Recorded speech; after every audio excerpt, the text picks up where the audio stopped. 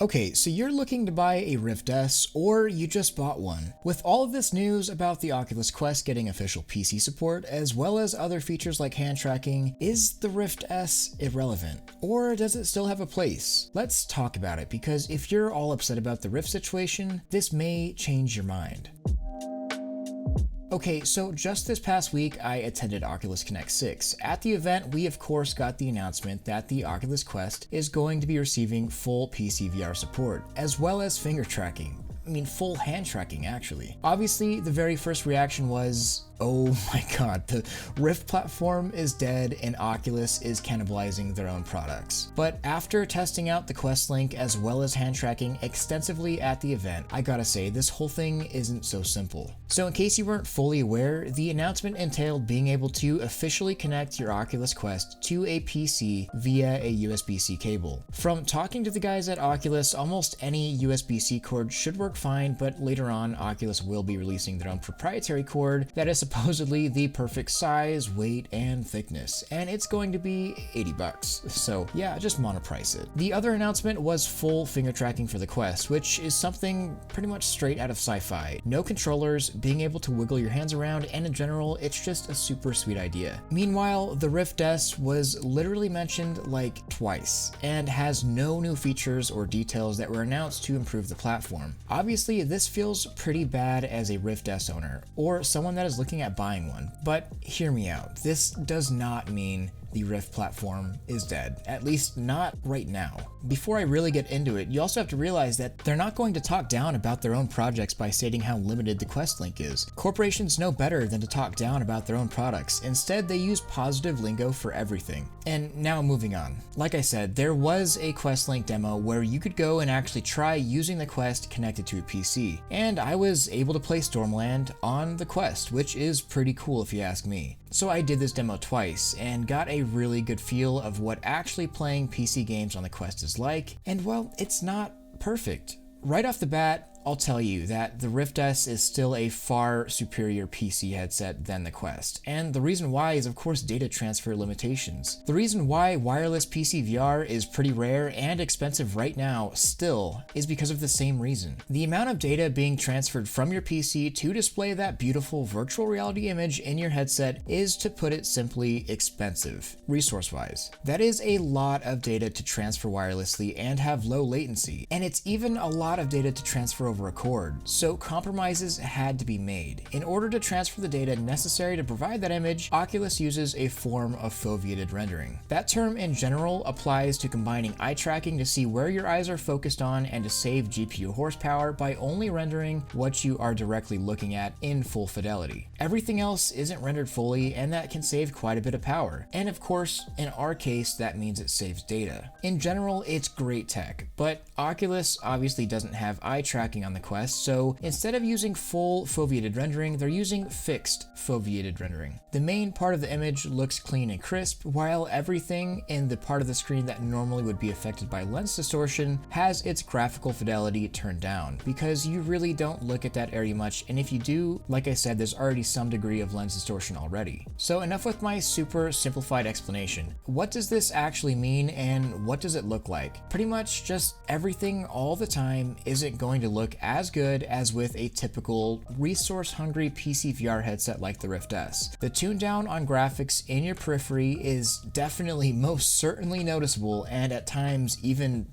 really distracting. Now, this isn't to say that games look bad, because really they don't. They just don't look as good as on a PC only headset. Also, I do want to point out that all this is being done via software, and software will improve. I do think the image quality will get better and better as we go on, but I'm reporting what I saw, not what it will be. And before I get into why I think you should not be so upset about the Quest getting all this love and what this really means for the PC VR community, let me talk about the hand tracking real quick. It's honestly not as game-changing as some people have spun it out to be. There's a lot of hype going around, and this kind of needs to be chilled out just a bit. Right now, the hand tracking requires all 4 of the Insight cameras to have full view of your hands to have hand tracking. This means that you have a box about this size, and if your hands leave the area, they are no longer tracked. On top of that, the videos that were shown during the announcement must have been on some advanced build or something, because in reality, there's a lot of latency as well as occlusion illusion issues. Just don't expect to be able to move your fingers around quickly and all over the place and get perfect magical hand and finger tracking.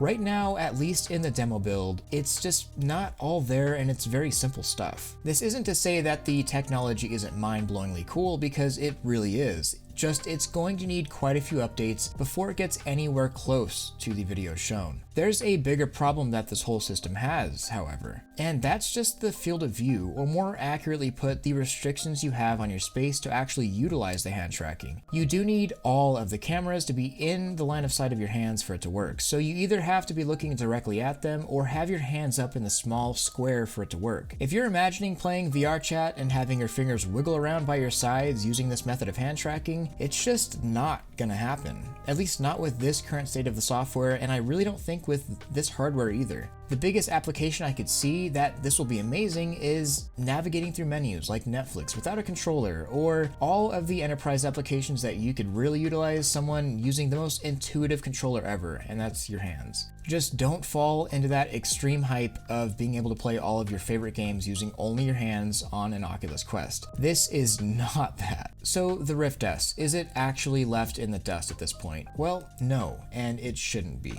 In terms of playing PC games only, there's still no better headset from Oculus for that purpose. Look, straight up, the Rift S is more comfortable than the Quest, at least out of the box. If you're anything like me, PCVR is a long-form thing. I'm in for hours at a time once I'm in. All of the benefits you receive from being able to play mobile games on the Quest, which is awesome, don't get me wrong, turn into a downside when you consider playing PC games. That front heaviness, yeah, it's there. And while I personally have mitigated almost all of the comfort problems with the Quest with the battery pack and attaching a deluxe audio strap, the Rift S is still far more comfortable for long play sessions right out of the box. And now let's get into the visuals. Look, the Quest having PC support is honestly amazing for the VR community. It's literally just getting more and more people playing the highest fidelity games out there. More and better experiences for everyone, higher player bases, and more sales for hardworking developers. I'm really not knocking anyone who uses or is going to use a Quest as their only PC VR headset in the future. But if you own a Rift S or are looking to play only PC games, the Rift S just flat out looks a lot better. You're getting the full image. There's a reason why a DisplayPort cable is used, and unlike with the Quest, you don't have to essentially compress video to transfer that data. So yeah, of course things will look better. And I only say this because even though I own a Quest, I play 99% of my games on PC only. So someone wanting to buy a headset for PC VR only compatibility is totally feasible. And it's hard for me to say, yeah, go buy a Quest if you want to play PC games only, because the Rift S and other PC only headsets still do the PC part better. What this whole thing actually does is bring a whole new group of people either into PC VR after owning a Quest, or it gives a cheap upgrade path for people. Mobile VR now, and I'll build a PC to play the best games later. So look, I don't know Oculus's path or what they're planning on in the future. Obviously the Quest and platforms similar to it are what they are focusing on. But what I do know right now is that if you are a PC VR gamer and that's what you do, don't feel like you have an obsolete or unsupported headset just because you own a Rift S. It freaking sucks having a headset that you just spent your money on and it's barely talked about at